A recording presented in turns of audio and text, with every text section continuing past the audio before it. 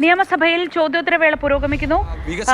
വിഴിഞ്ഞത്തെ സംബന്ധിച്ച് സംസാരിക്കുകയാണ് V D Satheesan. സാധ്യതയുണ്ട്. ഇപ്പോൾ തന്നെ സർക്കാർ ഈ പരിപാടിയിൽ പ്രഖ്യാപിച്ചപ്പോൾ തന്നെ ഒരുപാട് ആളുകൾ നിക്ഷേപങ്ങൾ നടത്താൻ തയ്യാറായി മുന്നോട്ട് വന്നിട്ടുണ്ട്.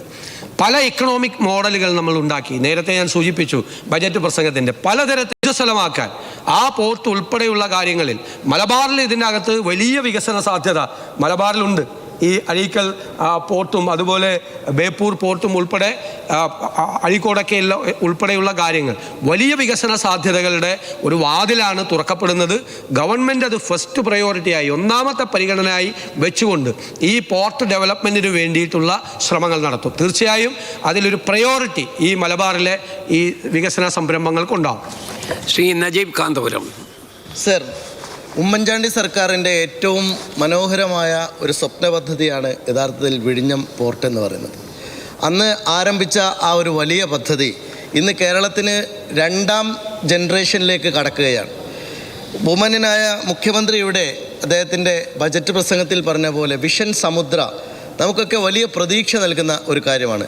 സർ, ഇതിനെ അക്കാഡമിയുമായി ഒന്ന് ബന്ധിപ്പിച്ചുകൊണ്ട് നമുക്ക് വരുന്ന ഒരു കാലത്തെ പ്രത്യേകിച്ചും നമ്മൾ ഏറ്റവും കാലാനുസൃതമായി നമ്മുടെ അക്കാഡമിക് നിലവാരത്തിൽ പുതിയ പുതിയ കോഴ്സുകൾ കൊണ്ടുവരണം എന്നൊക്കെ നമ്മൾ ആഗ്രഹിക്കുന്നുണ്ട്.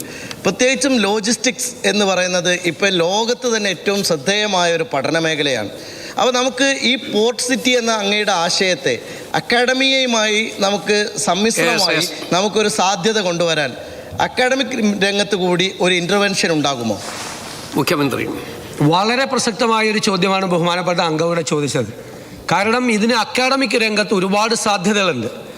കാരണം മാരിടൈം ഹിസ്റ്ററി ഉണ്ട്. അതൊരു വലിയ സബ്ജക്റ്റാണ്. ലോകം ഇന്ന് ഏറ്റവും കൂടുതൽ ചർച്ച ചെയ്യുന്ന ഒരു പ്രധാനപ്പെട്ട സബ്ജക്റ്റാണ്. അതിൻ്റെ ഭാഗമായിട്ടാണ് ഈ ബജറ്റിൽ ഒരു അനൗൺസ്മെൻറ്റ് നടത്തിയത്. അന്താരാഷ്ട്ര നിലവാരമുള്ള ഒരു മാരിടൈം മ്യൂസിയം ഉണ്ടാക്കുമെന്ന് പറഞ്ഞു. ആ മാരിടൈം മ്യൂസിയം കാഴ്ചകൾ കാണാനുള്ളൊരു മ്യൂസിയം മാത്രമല്ല, അതിനെ അക്കാഡമിക് ലോകവുമായി ബന്ധപ്പെടുത്തുന്ന അക്കാഡമിക് പ്രോഗ്രാമുകൾ കൂടി ഈ മ്യൂസിയത്തിൻ്റെ ഭാഗമായിട്ടുണ്ടാകും. ലോകത്തിൻ്റെ മുഴുവൻ ഷോക്കേസ് ചെയ്യാൻ പറ്റുന്ന നമ്മുടെ നാടിൻ്റെയും രാജ്യത്തിൻ്റെയും ഈ മാരിടൈം ഹിസ്റ്ററി അനാവരണം ചെയ്യപ്പെടുന്ന പോർച്ചുഗീസുകാർ കാപ്പാട് കടപ്പുറത്ത് ഇറങ്ങിയത്, ഡച്ചുകാരുടെ വരവ്, ബ്രിട്ടീഷുകാരുടെ വരവ്, കുഞ്ഞാലിമരക്കാർ നടത്തിയ വീരോചിതമായ പോരാട്ടം ഉൾപ്പെടെയുള്ള കാര്യങ്ങൾ പുതിയ തലമുറയിലേക്ക് പകർന്നു കൊടുക്കുന്നതിനുള്ള സംവിധാനം ഉണ്ടാവും. മാരിടൈം ഹിസ്റ്ററി, അതുപോലെ ലോജിസ്റ്റിക്സ് ഇന്ന് വളരെ പ്രധാനപ്പെട്ട ഒരു അന്താരാഷ്ട്ര വിഷയമാണ്. മൂന്നാമത് മാരിടൈം ലോ. നമുക്ക് ബോംബെ കേന്ദ്രീകരിച്ച് ആണ് മാരിടൈം ലോയുമായി ബന്ധപ്പെട്ട ആർബിട്രേഷനുകളും മറ്റുമുള്ളത്. ഇപ്പോൾ തന്നെ പല കോളേജുകളിലും തിരുവനന്തപുരത്ത് തന്നെ മാറിവാനിയസ് കോളേജിൽ LLMൻ്റെ കോഴ്സ് ഈ പോർട്ട് വന്നതിൻ്റെ അടിസ്ഥാനത്തിൽ LLM മാരിടൈം ആരംഭിച്ചിട്ടുണ്ട്. ഞാൻ ആ പരിപാടിയിൽ പങ്കെടുത്തതാണ്. അപ്പോൾ ഒരുപാട് മാരിടൈം ലോ, ലോജിസ്റ്റിക്സ് തുടങ്ങിയ നിരവധി കോഴ്സുകൾ, നിരവധി സബ്ജക്റ്റുകൾ കൂടി, തൊഴിൽ സാധ്യതയുള്ള നിരവധി അക്കാഡമിക് പ്രോഗ്രാമുകൾ കൂടിയുള്ള സാധ്യത വഴിതുറക്കും. ഗവൺമെൻറ് ഗൗരവതരമായി അത് ഈ പോർട്ട് സിറ്റിയുടെ ഭാഗമായി അതിന് പ്രത്യേകമായ പ്രാധാന്യം കൊടുക്കും. ശ്രീ സജി ചെറിയാൻ. സാർ, നമ്മുടെ ഈ വിഴിഞ്ഞം പോർട്ട് വരുന്നതോടുകൂടി നിലവിൽ തന്നെ ഒരുപാട് ആളുകളെ അവിടെ നിന്ന് മാറ്റി താമസിപ്പിച്ചിട്ടുണ്ട്. ഈ കഴിഞ്ഞ ഗവൺമെൻറ് കാലത്ത് നമ്മൾ ഈ വിഷയത്തിൽ ഇടപെട്ടതുകൊണ്ട് ഒരു കാര്യം പറയാനാണ് ഉദ്ദേശിക്കുന്നത്. ഇപ്പോൾ ഈ 13,000 കോടി രൂപ അല്ലെങ്കിൽ ഒരുപാട് ഇൻവെസ്റ്റ്മെൻറ്റ് വരികയാണ്. അപ്പോൾ ഒരുപാട് സ്ഥലം നമ്മൾ ഏറ്റെടുക്കേണ്ടി വരും. സർ, അവിടെ എന്താ പ്രശ്നം എന്ന് വെച്ചാൽ കൺജസ്റ്റഡ് ആണ്. വളരെ 1-2 സെൻറ്റ് സ്ഥലങ്ങളാണ് മത്സ്യത്തൊഴിലാളി മുഴുവൻ താമസിക്കുന്നത്. അവർക്ക് എത്ര നമ്മൾ സപ്പോർട്ട് ചെയ്താലും പരിമിതികളുണ്ട്. അവർക്ക് ഇനി അവിടെ താമസിക്കാൻ കഴിയില്ല. അപ്പോൾ അവിടെ ഒരുപാട് ആളുകളെ മാറ്റി പാർപ്പിക്കേണ്ടി വരും. ഒരു പ്രത്യേക പുനരധിവാസ പാക്കേജ്, അതായത് കെട്ടിടം കെട്ടിക്കൊടുത്ത് നല്ല സൗകര്യത്തോടു കൂടി ഭൂമി ഏറ്റെടുത്ത് അവർക്ക് പ്രയാസം ഉണ്ടാകുന്ന ഒരു പ്രത്യേക പാക്കേജ് ഇതിനകത്ത് വരുന്നില്ല. നമ്മുടെ ഈ നിലവിലുള്ള ഇതിനകത്ത് വരുന്നില്ല. അപ്പോൾ ഒരു പ്രത്യേക പാക്കേജ് തൊഴിലാളിക്ക് വേണ്ടി ഉണ്ടാക്കാൻ ശ്രമിക്കും. മുഖ്യമന്ത്രി. സർ, പ്രധാനപ്പെട്ട ഒരു കാര്യമാണ്. ഇന്നത്തെ ലോകത്തിലുള്ള ഏറ്റവും പ്രധാനപ്പെട്ട ഒരു പ്രശ്നം എന്ന് പറയുന്നത്, നമ്മൾ വികസനത്തെക്കുറിച്ച് മാത്രമാണ് സംസാരിക്കുന്നത്, ഡെവലപ്മെൻറ്റിനെ കുറിച്ച് മാത്രമാണ് സംസാരിക്കുന്നത്. സർ, ഓരോ പ്രദേശത്ത് ഡെവലപ്മെൻറ്റ് ഉണ്ടാകുമ്പോൾ അവിടെ ഡെവലപ്മെൻറ്റ് വിക്ടിംസ് എന്ന് പറയുന്ന വികസനത്തിൻ്റെ ഇരകൾ ഉണ്ടാകുന്നുണ്ട്. ഓരോ വികസന പാക്കേജിനോടൊപ്പം ആ വികസനത്തിൻ്റെ ഇരകളെ, ഡെവലപ്മെൻറ്റ് വിക്ടിംസിനെ റീഹാബിലിറ്റേറ്റ് ചെയ്യാനുള്ള പ്രോജക്റ്റുകൾ ഉണ്ടാകണം.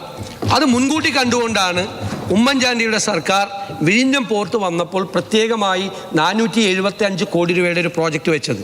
നമുക്കറിയാം ഇത് ക്ലൈമറ്റ് ചേഞ്ച് വന്നതിന് ശേഷം തീരെ ശോഷണം ഉണ്ടാകുകയാണ്. ഇപ്പോൾ ഒരു പ്രദേശത്ത് 14,000 മീറ്റർ ദൂരത്തിൽ ഒരു വിവരങ്ങളുമായി പോർട്ടിന്റെ ഭാഗമായിട്ട് ചേർന്നു. അമൽ, നിയമസഭയിൽ ചോദ്യോത്തരവേള പുരോഗമിക്കുമ്പോഴാണ് വളരെ വിശദമായി തന്നെ മുഖ്യമന്ത്രി ഈ വിഷയങ്ങൾക്കൊക്കെ മറുപടി പറയുന്നത്. എന്താണ് വിശദാംശങ്ങൾ? സിമന്റ് ഗോഡൌണിൽ കടന്നിരുന്ന കുടുംബങ്ങളെ കുറിച്ച് ഈ നിയമസഭയിൽ വന്ന് കൈകൂപ്പി സംസാരിച്ചിട്ട് അവരെ റീഹാബിലിറ്റേറ്റ് ചെയ്യണം. ഈ ഗവൺമെന്റിന്റെ പോളിസി ഏത് ഡെവലപ്മെന്റ് ഉണ്ടായാലും അതിനോടനുബന്ധിച്ച് ഡെവലപ്മെന്റ് വിക്ടിംസ് ഉണ്ടായാൽ അവരെ ചേർത്ത് പിടിക്കുന്ന സമീപനം തന്നെയായിരിക്കും. ഈ വിഴിഞ്ഞം അതാണ് പോർട്ട് സിറ്റി അനൗൺസ് ചെയ്തപ്പോൾ തന്നെ ഗവൺമെന്റ് ഒരു കാര്യം പറഞ്ഞു. എന്താ പറഞ്ഞത്? ഈ പോർട്ട് സിറ്റിയുമായി ബന്ധപ്പെട്ടുണ്ടാകുന്ന വിഴിഞ്ഞത്ത് അദാനി പോർട്ടും MSC കമ്പനിയും തമ്മിൽ സഹകരിച്ച് പ്രവർത്തിക്കാനുള്ള തീരുമാനം, അവർ തമ്മിലുള്ള പങ്കാളിത്തത്തെക്കുറിച്ചുള്ള വിശദീകരണം ഈ വിഷയത്തിൽ ഇപ്പോൾ VD സതീശൻ മുഖ്യമന്ത്രി നിയമസഭയിൽ നൽകുകയാണ്. സർക്കാരിനോട് ഇക്കാര്യത്തിൽ അനുമതി തേടിയിട്ടില്ല എന്നതാണ് മുഖ്യമന്ത്രി പറഞ്ഞത്. സർക്കാരിന്റെ അനുമതി ആവശ്യമാണ് ഇക്കാര്യത്തിൽ. അമൽ നൽകും വിശദാംശങ്ങൾ. അമൽ, എന്തൊക്കെയാണ് ഇതുമായി ബന്ധപ്പെട്ട് ഇപ്പോൾ മുഖ്യമന്ത്രി സഭയെ അറിയിച്ചത്? ശ്രീജ, രാജ്യത്തെ തന്നെ ഏറ്റവും വലിയ നിക്ഷേപങ്ങളിൽ ഒന്ന് കേരളത്തിൽ നടക്കാൻ പോകുന്നു എന്നുള്ള വാർത്ത കേട്ടാണ് ഇന്ന് കേരളം ഉണർന്നത്. 13,000 കോടി രൂപയുടെ നിക്ഷേപം വിഴിഞ്ഞത്തേക്ക് എത്തുന്നു എന്നുള്ളതാണ്. മെഡിറ്ററേനിയൻ ഷിപ്പിംഗ് കോർപ്പറേഷൻ എന്ന MSC എന്ന് പറയുന്ന ലോകത്തെ തന്നെ ഏറ്റവും വലിയ ഷിപ്പിംഗ് കമ്പനിയാണ് ഈ ഒരു നിക്ഷേപം നടത്താനായി ഒരുങ്ങുന്നു എന്നുള്ള വാർത്ത എത്തുന്നത്. പക്ഷേ ആ വിഷയത്തിൽ സർക്കാരിനോട് എന്തെങ്കിലും തരത്തിലുള്ള ആലോചനകൾ നടത്തിയിട്ടില്ല അദാനി കമ്പനി എന്നുള്ളതാണ് ഇപ്പോൾ മുഖ്യമന്ത്രി സഭയെ അറിയിച്ചിരിക്കുന്നത്. തുറമുഖ വകുപ്പിൻ്റെ കൂടി ചുമതലയുള്ള ആളാണ് മുഖ്യമന്ത്രി VD സതീശൻ. VD സതീശൻ ഇന്നിപ്പോൾ സഭയിൽ ഈ കാര്യം പറഞ്ഞത് സർക്കാരിന് കൂടി പാർട്ട്ണർഷിപ്പ് ഉള്ള ഒരു പദ്ധതിയാണ് വിഴിഞ്ഞം. അതിനാൽ തന്നെ വിഴിഞ്ഞവുമായി ബന്ധപ്പെട്ട് നിക്ഷേപങ്ങൾ എത്തുന്നതിൽ സർക്കാരിനോട് ആലോചിക്കേണ്ടതുണ്ട്. പക്ഷേ നിലവിൽ അത്തരമൊരു ആലോചന ഉണ്ടായിട്ടില്ല. മാധ്യമങ്ങളിൽ വന്ന വാർത്ത മാത്രമാണ് തൻ്റെ ശ്രദ്ധയിലുള്ളത് എന്നുള്ള കാര്യമാണ് മുഖ്യമന്ത്രി ഇപ്പോൾ സഭയെ അറിയിച്ചിരിക്കുന്നത്. ഈ കാര്യങ്ങളിൽ കൂടുതൽ ചർച്ചയുണ്ടാകും. കഴിഞ്ഞ സർക്കാരിൻ്റെ കാലത്ത് തന്നെ ഇത്തരത്തിലുള്ള ആലോചനകൾ ഉണ്ടായിരുന്നു. MSCയുടെ ഭാഗത്തു നിന്നും വലിയ നിക്ഷേപം ഇവിടേക്കുണ്ടാകുന്നു, ആഗോള നിക്ഷേപങ്ങൾ പലതും വിഴിഞ്ഞത്തേക്ക് വരുന്നു എന്നുള്ള കാര്യങ്ങളൊക്കെ കഴിഞ്ഞ സർക്കാരിൻ്റെ സമയത്ത് തന്നെ ചർച്ച ചെയ്യപ്പെട്ടതാണ്. ഇപ്പോൾ 13,000 കോടി രൂപയുടെ വലിയൊരു നിക്ഷേപം സംസ്ഥാനത്തേക്ക് എത്തുന്നു, അതും വിഴിഞ്ഞത്തേക്ക് എത്തുന്നു.